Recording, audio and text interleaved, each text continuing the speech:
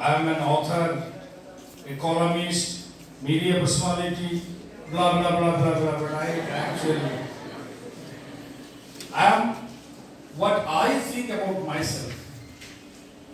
I am a student for a couple of hours. Different things, lurching from one branch to another, starting from Paleolithic age down to fourth industrial revolution. Everything belonging to human knowledge attracts me tremendously.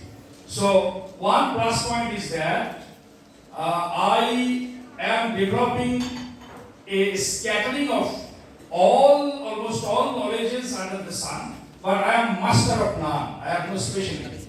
Even English specialist. So there are gains and losses at the same time, and I actually do not like to specialize on a particular area of knowledge. So you will not be getting much from me as a teacher. Okay, but for myself, I am enriching my knowledge, store of my knowledge, and this is what I take tremendous pleasure from.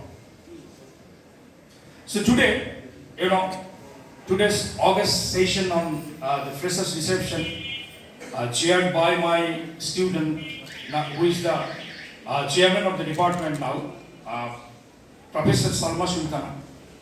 Here, another attraction for you is my highly esteemed colleague, Professor Shaheen Rahman, who is not only a teacher, a researcher, or whatever, 91, and until recently has produced lots of graduates and postgraduates and doctors who have been highly placed in different areas of the society. So you see the university teachers from English department graduates. You see the government secretaries, additional secretaries, joint secretaries, deputy secretaries. You can be, assured and reassured times and again that you haven't done any, mistake by getting yourself admitted into this department. I welcome you as the Vice Chancellor of this university and a humble teacher of the Department of English to this department. And I make sure that your choice being very right.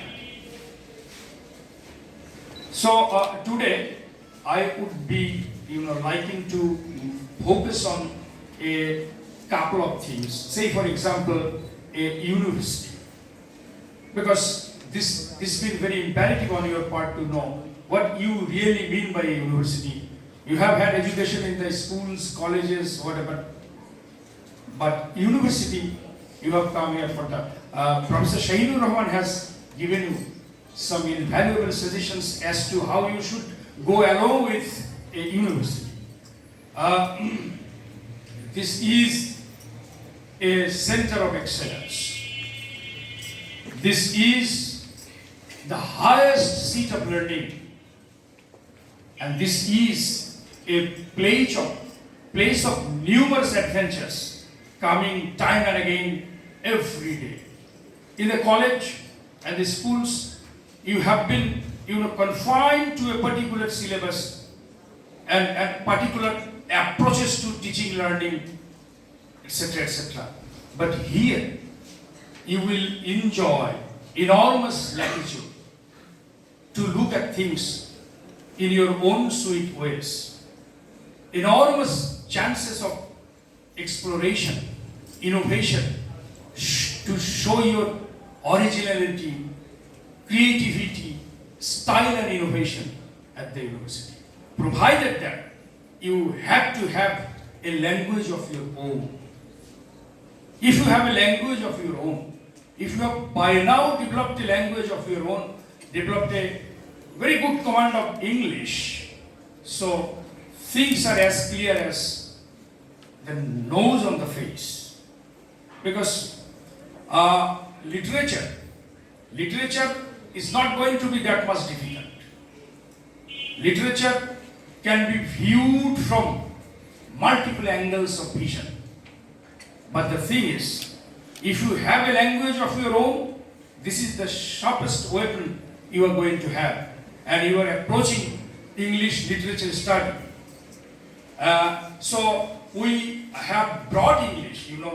Earlier English was taught by universities like Dhaka, and to introduce English Department Act, this sort of peripheral universities was a daunting decision and was a very, brave and bold step. We have brought English study from the bustling metropolis down to this serenely beautiful campus. So, so chances are in our hands, at our fingertips, and you can excel in new. If I ask you, what is the lingua franca of the world? The answer is English. There are as many as 10 most major languages in the world, studied widely. But as far as numbers of speakers are concerned, I think Mandarin Chinese is the most spoken language in the world. And then comes English. But as far as given the importance, English becomes the first language, the lingua franca of the world. And it's being used by as many as 2 billion speakers in the world. Not only that, the English-speaking countries like the US, like the UK, like Ireland Republic, like Canada, New Zealand, Australia, etc. And some enlightened and major regions like Caribbean, South Africa, even South Asia, India, English has been widely taught, learned, and practiced. And it's been the official language of as many as 60 countries. And one of the 6 official languages of the United Nations. This is the official language of the European Union.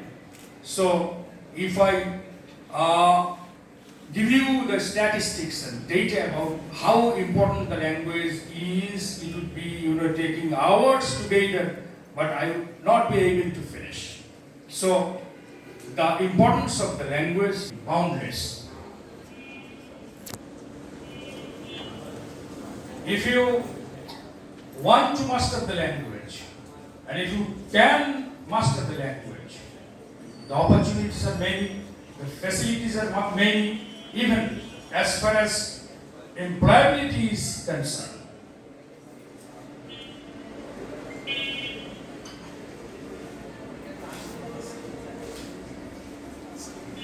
And most interestingly, as I have discovered in my own life, this is a dangerous language also. The history of the British Raj in India, they ruled India for as many as 200 years. The weapon was English. English was the language of the colonizers, was the language of the colonies, a tool of exploitation. And here in this Indian subcontinent, English was used or introduced with a view to making a middle class Indians who would be Indians in flesh and blood, but would be British in taste and temperament. With this bad view, English was introduced.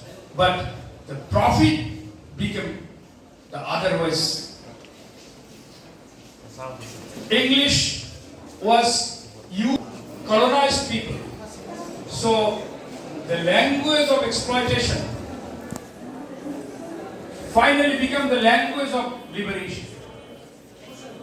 As you can remember, Tempest, William Shakespeare's last play, we find a character over there, Caliban. Caliban is a symbol of, Caliban was a symbol of the colonized people, and Prospero, his master, was a symbol of the colonizer.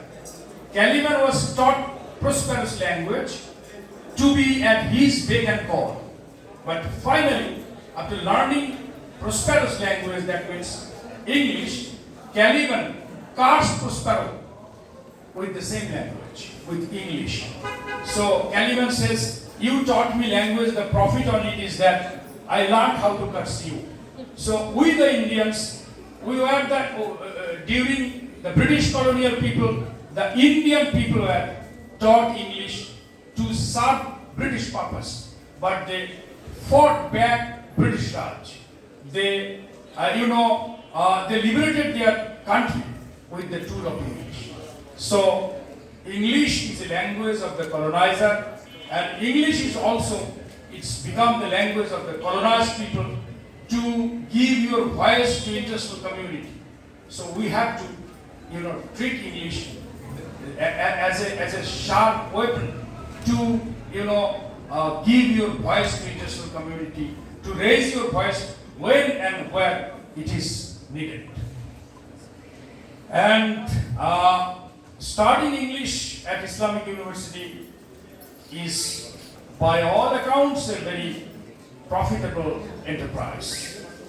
And as we have known over the years that our students are now, I consider it as a part of my duty of today's lecture to give you, though I personally don't like on these days giving you a list of do's and don'ts. This university life, you do this, but you don't do this. So I leave everything to your conscience. Conscience, the bite of conscience and the guidance of conscience should be the two chief determining factors in your life building activities. You explore the hidden talent within you.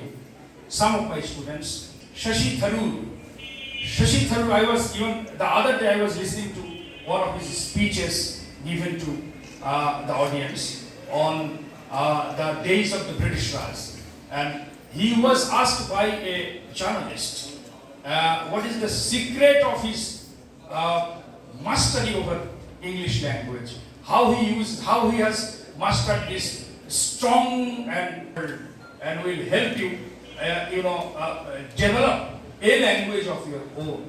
So I would suggest you to read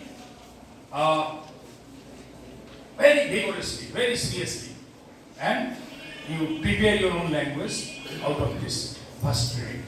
So I'm afraid I'm prolonging my speech, and I know I never like to outstay your welcome. So today I would love to put an end to my lecture. I hope I will be teaching you in the class, because teaching in the class is one of the best experiences I have ever had, and I love teaching in the class. I will teach you in the